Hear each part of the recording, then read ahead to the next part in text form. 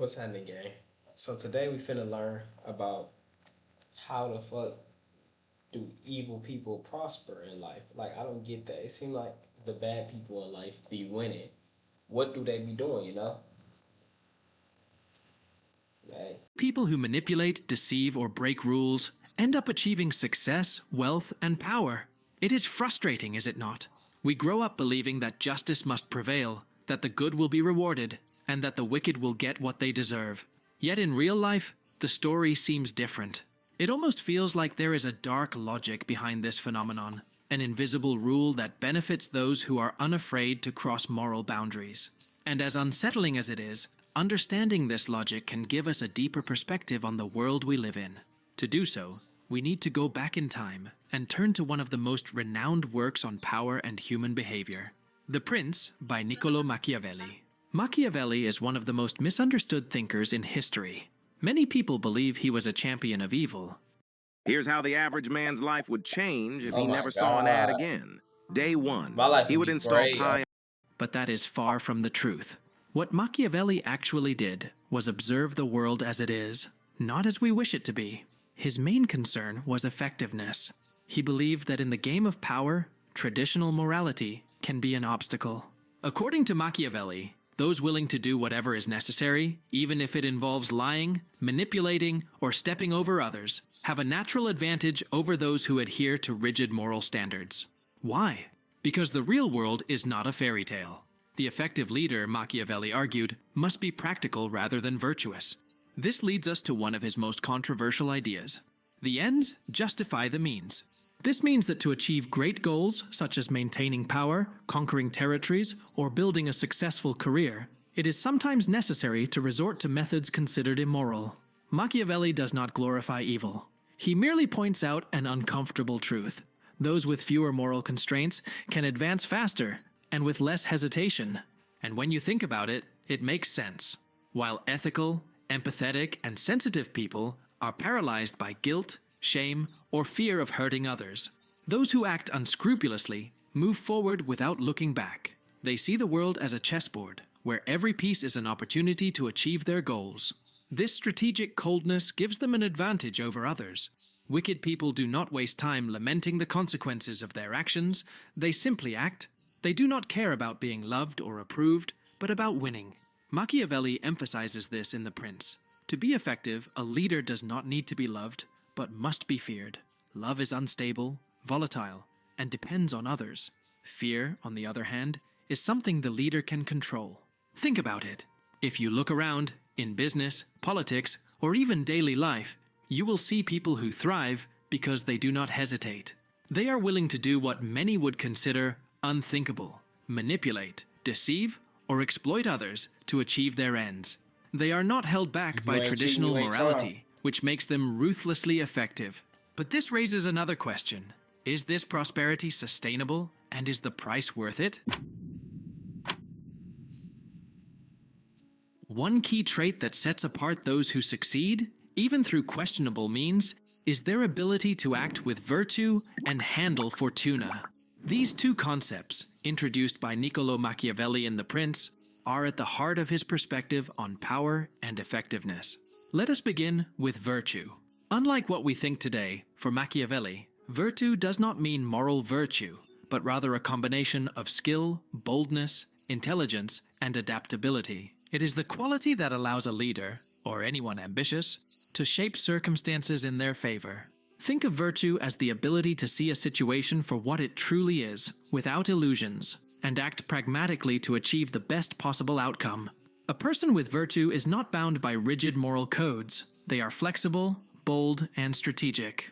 They understand that sometimes, doing what is necessary to win requires breaking conventional rules. This is where wicked individuals excel. They are unafraid to act with cold calculation and intelligence, even if it means bending rules or manipulating those around them. They have a sharp sense of when to strike, when to retreat, or when to manipulate situations, and they adapt without hesitation to what reality demands. Machiavelli uses a metaphor to explain virtue. An effective leader must be both a lion and a fox. The lion represents strength and majesty, the ability to inspire fear and protect territory. The fox represents cunning, the skill to evade traps and deceive when necessary. The wicked master this duality. They know when to act aggressively to command respect and control, and when to use subtlety and manipulation to achieve their goals without raising suspicion. But virtue alone does not guarantee success. There is another element that always influences outcomes: fortuna. For Machiavelli, fortuna represents life's unpredictable events, the things beyond our control, luck, chance, opportunities, and even crises that arise unexpectedly. He believed that about half of our lives are shaped by fortuna, but the other half depends solely on our actions. This is where virtue becomes crucial. Unscrupulous people, those unbound by moral judgments, are better equipped to handle fortuna. They seize opportunities with boldness and courage, while ethical individuals may hesitate, question, or worry about consequences. Those who act pragmatically do not waste chances. They dominate the chaos around them and shape destiny in their favor. Imagine a river overflowing after a storm. Fortuna is like this uncontrolled water, capable of destroying. There's one single video that's responsible for leading over 2,000 Christian men to permanently quitting Everything in its path. A person with virtue, however, does not get swept away by the current. Instead, they use the river's force to their advantage, building channels, harnessing the flow, and creating something new out of the chaos. This combination of virtue and fortuna is what gives wicked individuals a strategic advantage. They not only seize opportunities as they arise, but also create their own. Boldness, for Machiavelli, is essential. He even states that fortune favors the bold, those who are unafraid to take risks, act quickly, and adapt to circumstances, even if it means stepping over others. But there is a catch. Fortuna is volatile. Those who achieve success by exploiting opportunities must be prepared for the moment when luck turns. Machiavelli warns that relying solely on fortuna is dangerous because it is unpredictable and unstable. Thus, true winners are those who combine virtue with the ability to handle fortuna. They know that while they cannot control everything, they can choose how to act in the face of chaos and chance. This is the great skill of people who disregard moral norms. They do not wait passively for fortune to favor them. They provoke it. They adapt. They shape the world around them. But is this strategy sustainable in the long term? Or will there come a point when fortuna ceases to smile on those who act with malice? If there is one common trait among those who thrive through malice or ruthless pragmatism, it is emotional coldness. While many of us are paralyzed by guilt, remorse, or shame when contemplating the consequences of our actions, these individuals move forward without hesitation. Think of a surgeon performing a delicate operation. To save the patient's life, they must be precise, calculating, and unshaken. They cannot let their hand tremble or be overcome by emotion. Now imagine someone applying this same coldness, not to save lives but to manipulate or destroy. This is the logic of those who act unscrupulously. They operate their lives like a surgeon handles a scalpel, with precision and complete emotional detachment. While ethical and empathetic people hesitate, deliberate, and become paralyzed by moral analysis. The wicked see the world as it is, a competitive arena where survival and victory are the only rules that matter. This absence of guilt and shame gives them a frightening advantage. They do not care what others think of them, nor do they waste time lamenting the repercussions of their actions. If lying, manipulating, or sacrificing someone is necessary to achieve their goals, they do it without flinching. Here enters a powerful element: the ability to manipulate others. Strategic coldness allows these individuals to exploit others' emotions while remaining unaffected by their own. They know exactly what to say, when to say it, and how to act to shape others' reactions in their favor. It is like a poker player with an unreadable expression who deceives their opponents and wins the game. While everyone else is trying to guess their intentions, they remain in control, directing the game as they please. This ability to hide emotionally while manipulating the environment around them makes such individuals highly effective. However, this emotional coldness comes at a price. Machiavelli warned that a leader cannot afford to be hated by everyone. Accumulating resentment, enemies, and betrayals along the way is like building a house on quicksand. It may stand for a while, but its collapse is inevitable. Moreover, living without guilt or empathy carries a silent but profound cost. Authentic relationships, Peace of mind and a genuine sense of purpose are impossible when life is built solely on manipulation and the pursuit of power. This leads to the ultimate question. Can this coldness, so useful for achieving success, sustain a truly fulfilling life? Because in the end, hollow victories weigh heavier than defeats, leaving behind nothing but an emptiness that cannot be filled. If unscrupulous people seem to have an undeniable advantage in the game of success, an inevitable question arises.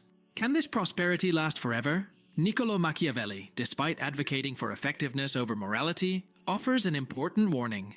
A leader can be feared, but must never be hated. When hatred accumulates, it becomes the greatest risk for anyone in power. History is full of examples of individuals who reached the top through manipulation, cruelty, or deceit, only to fall dramatically and inevitably. Think of tyrants who ruled with an iron fist, only to be overthrown by their own people. Or corporate leaders who, after years of greed and manipulation, saw their empires crumble when their lies were exposed. This pattern is almost unavoidable, because success built on malice creates silent enemies and invisible resentments. For a time, coldness and manipulation may keep Let me ask, how would your life change if you were making an extra 10K with your own online Fucking fitness great. business? everything under control. But as cracks I'm making accumulate, the system collapses.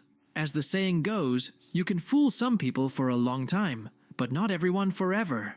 Machiavelli suggests that those who rule without balance, relying only on fear and force, end up isolated. Isolation is one of the greatest weaknesses for anyone in a position of power.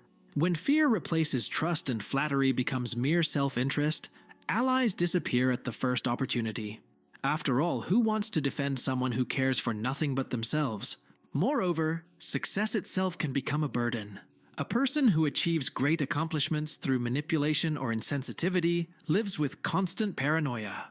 Who is plotting against me? Who will try to take what I have achieved? When will my lies be discovered? This is the cruel irony. The more someone achieves through malice, the more fragile and lonely their position becomes. Distrust sets in, relationships become superficial, and the fight to maintain control turns into an endless battle. Consider the downfall of historical figures as perfect examples. Dictators who began their journeys with an air of invincibility, but ended up alone, hated, and overthrown by those who once feared them. Corporate or political leaders who in an instant saw their reputations destroyed by a single scandal. Power built without ethics is like a house of cards. Impressive at first glance, but inherently unstable. Everything achieved through questionable methods depends on a web of manipulations and fragile alliances that can collapse with the slightest disruption. Additionally, Machiavelli acknowledged the unpredictability of fortune. Luck, which so often favors these individuals at certain moments, can just as quickly turn against them. An unexpected betrayal, an uncontrollable crisis, or a miscalculation, and the image of invincibility vanishes. This brings us to a point of reflection. What does it truly mean to prosper? While wicked people may accumulate wealth, power, or apparent success, these achievements often come with existential emptiness and emotional isolation. The absence of authentic connections and the constant paranoia of losing what they have make life a perpetual struggle. In the end, prosperity based on fear and manipulation cannot last. Like a castle built on sand, it is destined to collapse. And when the fall comes, it is as brutal as the rise was impressive. This leads to the final question. Is it really worth selling your soul to achieve such an unstable and hollow success? After everything we have explored, one inevitable question remains. Is it truly worth achieving success, power, and wealth at the cost of your humanity? Those who act with malice, insensitivity, and manipulation can indeed rise to the top more quickly. But what is the price of such an ascent? A life built on fear, deceit, and selfishness carries a silent, and often irreversible, cost. Think about it. What is the point of achieving everything the world defines as success if, deep down, you feel empty, distrustful, and incapable of finding peace? While these individuals accumulate material victories, they also gather something far more destructive: loneliness, paranoia, and a complete disconnection from what truly matters. Machiavelli subtly warns about this, even if indirectly. He suggests that a leader must be feared, but never hated, because hatred is an inevitable downfall. The same logic applies to anyone who seeks power at all costs. The higher you climb by stepping over others, the more unstable your position becomes, and the greater the risk of falling alone. Imagine a luxurious building, gleaming on the outside but with its structure corroded. It may impress from a distance, but it is only a matter of time before it collapses. This is the life of those who sacrifice values, ethics, and genuine relationships to achieve hollow success. Moreover, there is something that neither power, nor money, nor victories can buy: a real sense of purpose and satisfaction. People who manipulate and exploit others rarely find joy in their achievements. They are always restless, afraid of losing what they have, or being betrayed. After all, they know how the game works because they created it. Here arises the most important reflection. What does it truly mean to prosper?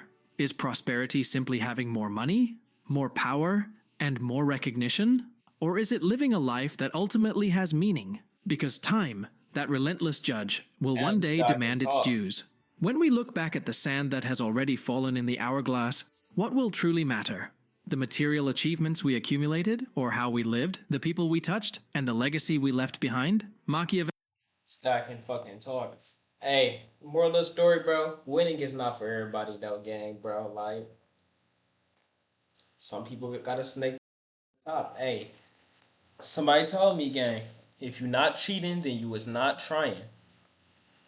If you don't want to do what it takes to get to the top, then it is what it is. Hey, y'all have a good night.